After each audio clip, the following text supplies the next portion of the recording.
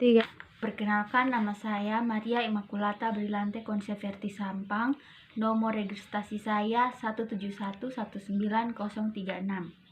Pada video ini saya akan menjelaskan mengenai urgensi supervisi klinis, teknik komunikasi dalam supervisi klinis, dan komunikasi supervisi klinis.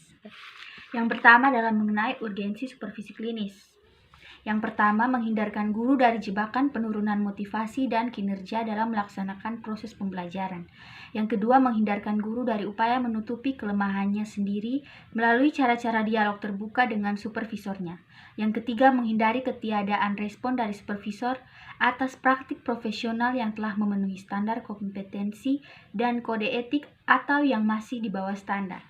Yang keempat, mendorong guru untuk selalu adaptif terhadap kemajuan iptek dalam proses pembelajaran. Yang kelima, menjaga konsistensi guru agar tidak kehilangan identitas diri sebagai penyangga profesi yang terhormat dan bermanfaat bagi kemajuan generasi. Yang keenam, menjaga konsistensi perilaku guru agar tidak masuk dalam jebakan kejenuhan profesional atau burnout, bahkan meningkatkannya. Yang ketujuh, mendorong guru untuk secara cermat dalam bekerja dan berinteraksi dengan sejawat dan siswa agar terhindar dari pelanggaran kode etik profesi guru. Yang kedelapan, mengindahkan guru dari praktik-praktik melakukan atau mengulangi kekeliruan secara masif dalam melaksanakan kegiatan pembelajaran. Yang kesembilan, menghindarkan guru dari erosi pengetahuan yang sudah didapat dari pendidikan prajabatan selama studi di perguruan tinggi. Yang kesepuluh, menghindarkan siswa dari praktik-praktik yang merugikan karena tidak memperoleh layanan yang memuaskan, baik secara akademik maupun non-akademik. Dan yang terakhir, menjauhkan guru dari menurunnya apresiasi dan kepercayaan siswa, orang tua siswa, masyarakat atas profesi yang sedang mereka sandang. Urgensi supervisi klinis ini merupakan hal-hal yang mendesak yang harus ditindaklanjuti. Maksudnya adalah hal-hal yang harus dihindari dalam pelaksanaan supervisi klinis ini. Jadi tidak boleh dibiarkan.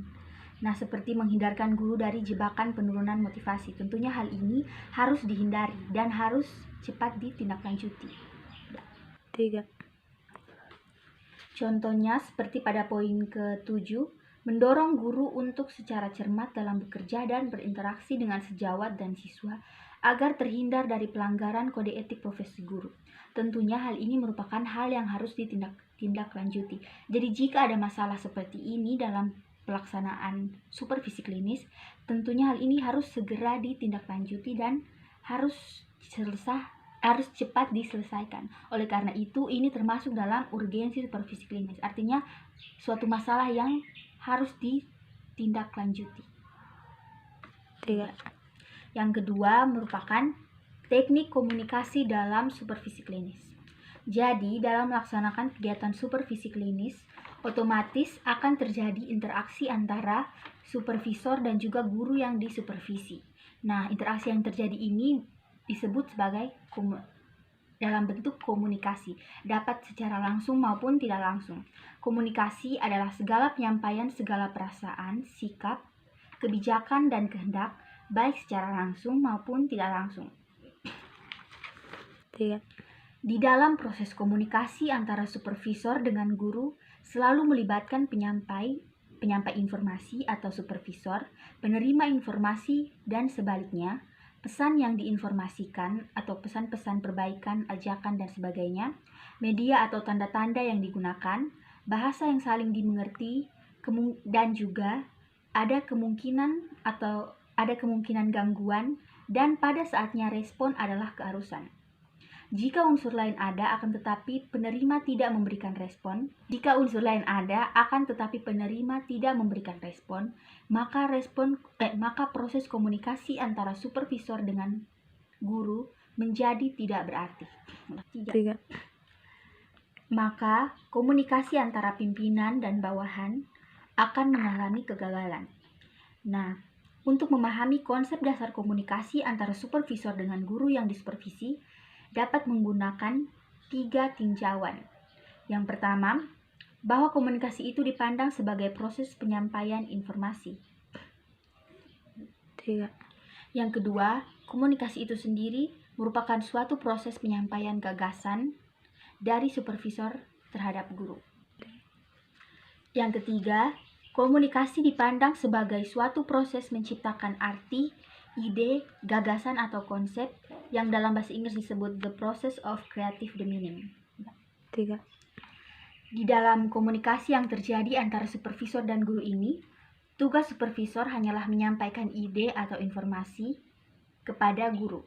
Jadi beban pemahaman terhadap apa yang disampaikan ada pada guru yang disupervisi. Berhasil atau tidaknya komunikasi antara supervisor dan guru ditentukan oleh keinginan mendengar sesama. Jadi jika salah satu pihak merasa lebih benar atau ada rasa egois, maka komunikasi yang terjadi di antara supervisi dan guru tentulah tidak efektif. 3. Itu merupakan salah satu masalah yang terjadi dalam proses komunikasi dari supervisor dan antara supervisor dan guru ini. Selanjutnya juga ada masalah lain, contohnya seperti mungkin di antara supervisor dan guru ini, guru tersebut mempunyai usia yang lebih tua. Bisa dianggap dia menjadi lebih berpengalaman. Terus dia merasa bahwa dia tuh berpengalaman dan dia tidak butuh lagi peran dari supervisor. Jadi dia merasa pendapatnya itu lebih benar dan apa yang dia lakukan itu pasti benar gitu. Jadi di sini pasti antara supervisor dan guru tersebut mungkin saja bisa terjadi kecanggungan karena salah satu pihak tidak mau mendengar pihak yang lain.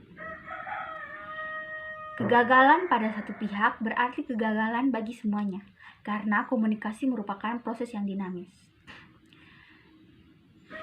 3. Nah, untuk masalah yang tadi saya sebutkan, seperti maksudnya supervisor umurnya jauh lebih muda daripada guru yang disupervisi, maka guru tersebut mungkin dia bisa melakukan introspeksi diri, dia harus merenungkan apa yang menjadi kesalahannya.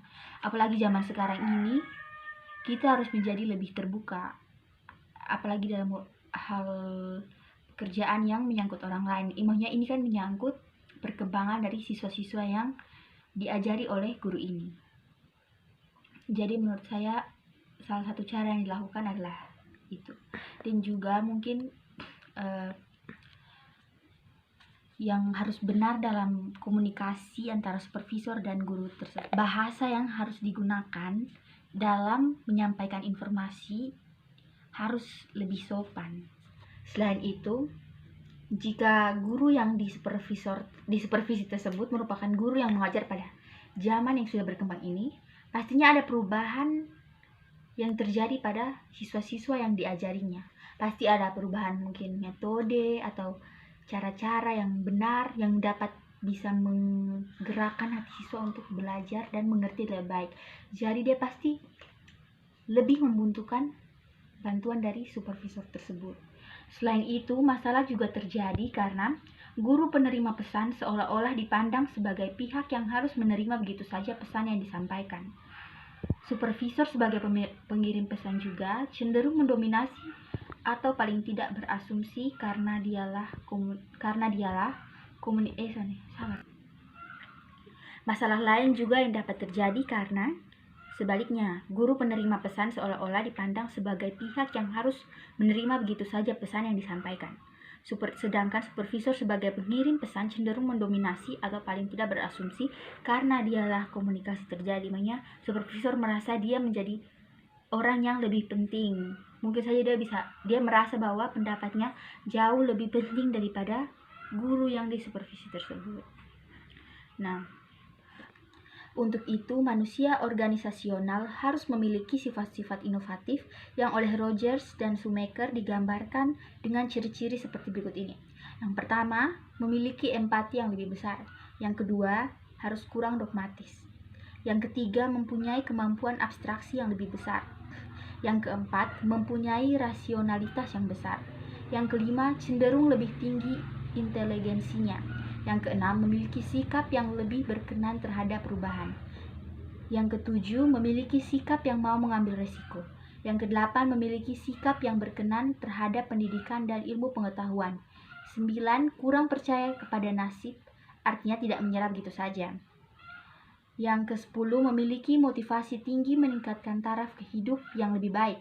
Dan yang terakhir, memiliki aspirasi tinggi terhadap pendidikan, pekerjaan, dan sebagainya lebih tinggi. 3. Yang terakhir ada komunikasi klinis. Jadi dalam supervisor pembelajaran 3. yang terakhir ada komunikasi klinis. Jadi dalam supervisor klinis ini ada 2 sikap supervisor pembelajaran yang mempengaruhi proses berkomunikasi, yaitu sikap yang menghambat dan sikap yang membantu. 2 sikap pengirim pesan yang menghambat dan membantu proses komunikasi menurut Jack Ergit dalam Journal of Communication dituangkan berikut ini. Yang pertama ada sikap menghambat yang terdiri dari evaluasi, penguasaan, manipulasi, tidak memperhatikan, bersikap super, dan kaku. Lalu ada sikap membantu yang terdiri dari deskripsi permasalahan, spontanitas, memberi perhatian, menyamakan diri, dan luas. Jadi, ketidakmampuan supervisor pembelajaran yang terjadi di dalam proses supervisi ini akan menyebabkan dia, sang supervisor maupun guru, tidak memperoleh kepuasan akibat tidak adanya perasaan saling mempercayai satu sama lain. Nah, ada faktor-faktor yang mempengaruhi komunikasi antara supervisor pembelajaran dan guru. Yang pertama, faktor psikologis, yaitu persepsi dan penafsiran guru yang dibina terhadap stimulus yang ada dari supervisor ditentukan oleh tingkatan emosi dan sifat pribadi seorang supervisornya. Yang kedua, faktor biofisikal, yaitu penglihatan, keseimbangan biokimiawi, dan lain-lain yang ada pada diri guru binaan supervisor. Yang ketiga, faktor psikofisikal, yaitu status fisik dan mental yang akan saling berkaitan, seperti penyalahgunaan obat dan kemampuan dalam mengekspresi diri, dan perubahan tingkat kewaspadaan seorang guru yang dibina. Dan yang terakhir, ada faktor sosiokultural, yaitu hal-hal yang bersifat kultural, ras, kelas sosial, nilai-nilai yang dianut, serta kepercayaan yang dianut oleh guru binaan dan juga supervisor. Secara singkat, dapat dikatakan bahwa komunikasi yang efektif akan membawa supervisor pembelajaran pada pembuatan diagnosa yang lebih tepat, investigasi dan terapi yang tepat, dan meningkatkan derajat kepuasan serta pemenuhan kebutuhan dari guru. Dengan demikian, komunikasi yang efektif diharapkan akan dapat mengurangi penyimpangan dalam komunikasi serta memberi kepuasan bagi guru sebagai penerima jasa layanan supervisi pembelajaran. Komunikasi ini dapat dilakukan baik secara verbal maupun non-verbal. Ya. Jadi yang pertama adalah komunikasi verbal. Komunikasi verbal adalah penggunaan kata-kata dalam menyampaikan pikiran, perasaan, dan informasi. Jadi dalam penyampaian informasi oleh supervisor kepada guru, kadang-kadang terjadi suatu kesalahan karena supervisor cenderung menyebutkan istilah-istilah yang tidak dipahami oleh guru. Jadi penggunaan istilah ini seharusnya memang perlu penjelasan lebih lanjut dari supervisor ini. Lalu ada faktor lain yang mempengaruhi tingkat pemahaman guru adalah volume informasi yang disampaikan oleh supervisornya. Supervisor harus memberi kesempatan kepada guru untuk mengingat pesan-pesan yang telah disampaikan. Nah, pada umumnya, guru hanya dapat mengingat beberapa hal pada setiap kali pertemuan.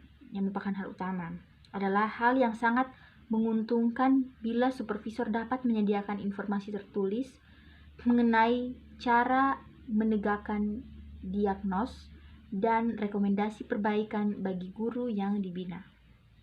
3. Lalu ada komunikasi nonverbal. Komunikasi nonverbal adalah isyarat yang berlangsung secara sadar atau tidak sadar berupa tingkah laku yang menyatakan pikiran, perasaan, atau petunjuk. Komunikasi nonverbal dapat berguna dalam menunjukkan emosi, menunjukkan sikap, membentuk dan mempertahankan hubungan sosial, dan mendukung komunikasi verbal. 3. Sikap nonverbal yang menunjukkan adanya perhatian dan kepedulian terhadap guru, contohnya seperti nada bicara, terus cara melihat, perhatian, senyuman, mendengarkan dengan seksama, posisi duduk, antara supervisor pembelajaran dan guru pada ketinggian yang sama. Itu merupakan hal-hal yang sebenarnya secara tidak langsung tuh dapat mempengaruhi komunikasi antara supervisor dan guru. 3. Sekian penjelasan saya mengenai urgensi supervisi klinis, teknik komunikasi dalam supervisi klinis, dan komunikasi supervisi klinis. Terima kasih.